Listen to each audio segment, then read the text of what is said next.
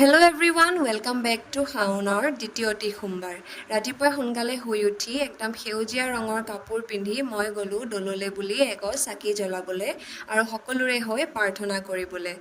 সকলোৱেতো গম পায়েই যে অসমত কিমান এটা বেয়া ছিটুৱেশ্যন চলি আছে, বিশেষকৈ মোৰ জন্মৰ ঠাইখন, মোৰ জন্মৰ জিলাখন শিৱসাগৰ, আৰু মোৰ নিজৰ জন্ম ঠাইৰ মানুহখিনিক ইমান কষ্টত দেখি মনটোৱে বৰ বেছিকৈ দুখ পাইছে।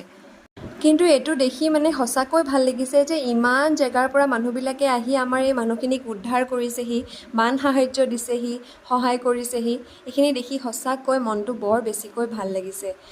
আমাৰ মানুহবিলাকৰ ইমান একতা, ইমান মৰম, এইখিনি দেখি সঁচাকৈ ভাল লাগিছে।